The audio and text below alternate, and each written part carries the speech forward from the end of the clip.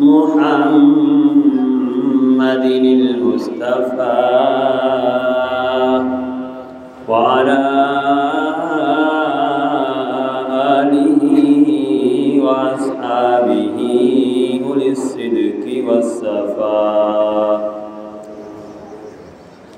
اللهم صل على حبيبك ونبيك وعبدك وصفيك وحبيبنا ونبينا وشفينا ومرشدنا وهادينا محمد صلاة التي صليت عليه صلاة معروضة عليه مقبولة لديه محبوبة إليه وعلى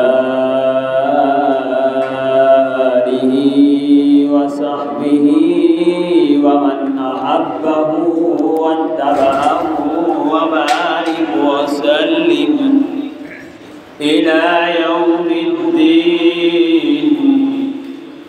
مولاي صل وسلم دائما أبدا على حبيبك خير الخلق كلهم. هو الحبيب الذي ترجى شفاعته لكل هول من الأهوال مقتهم.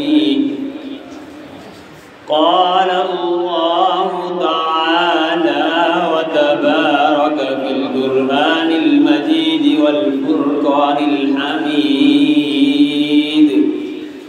بسم الله الرحمن الرحيم.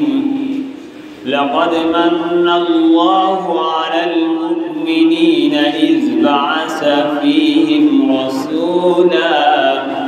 الآية قوله تعالى قل بفضل الله وبرحمته فبذلك فليفرحوا هو خير مما يجمعون.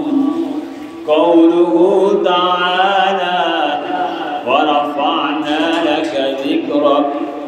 قال رسول الله صلى الله عليه وسلم إن لي أسماء أنا محمد وأنا أحمد وأنا الماحي الذي يمحو الله بي الكفر وأنا الحاشر الذي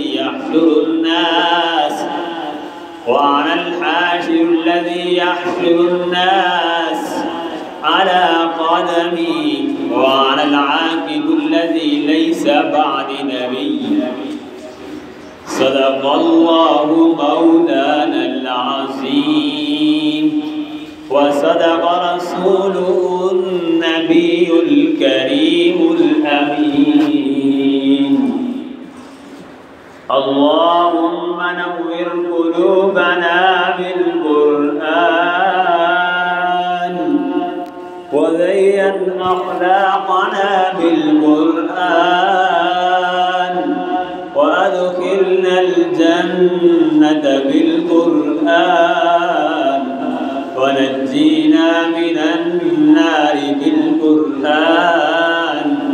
قال الله تبارك وتعالى في شان حبيبه مخبرا وآمرا إن الله وملائكته يصلون على النبي يا أيها الذين آمنوا صلوا عليه وسلموا تسليما. کوئی زبان خاموش نہ رہے. صلاة وسلاما عليك سيدي يا رسول الله. صلاة وسلاما عليك سيدي يا حبيب الله وعلى آلك وأصحابك سيدي يا رحمة للعالمين. तमाम हम्दो सना तारीफ़ व तौसीफ़ अल्लाह जल्ला मजदुल करीम की ज़ात बाबरकत के लिए جو خالق کائنات بھی ہے اور مالک شش جہات بھی، اللہ جل وعلا کی حمد و ثنا کے بعد حضور نبی اکرم شفیع امم رسول محتشم نبی مکرم اللہ کے پیارے امت کے سہارے رب کے محبوب دنائے غیوب مالک و قادر ما فخر عرب و عجم والی کون و مقام سیاہ لامقام سیدہ انسو جان نیر تاباں شاہ نشین مہوشاں شاہ خوباں شہنشاہ حسینہ تتمہ دوراں سرخیل زہرا جمالاں جلوائے صبح ازل نور ذات لم یزل باعث تقوین عالم فخر آدم و بنی آدم نیر بطحا رازدار ما اوہا شہد ما توا صاحب علم نشرہ معصوم آمنہ احمد مجتبیٰ حضرت محمد مصطفیٰ صلی اللہ علیہ وسلم کے حضور ناز میں اپنی عقیدتوں ارادتوں اور محبتوں کا خراج تحسین پیش کرنے کے بعد عالی مرتبت محتشم سامعین ذی وقار تمام دوستوں بزرگوں اسلامی بھائیوں السلام علیکم ورحمۃ اللہ وبرکاتہ۔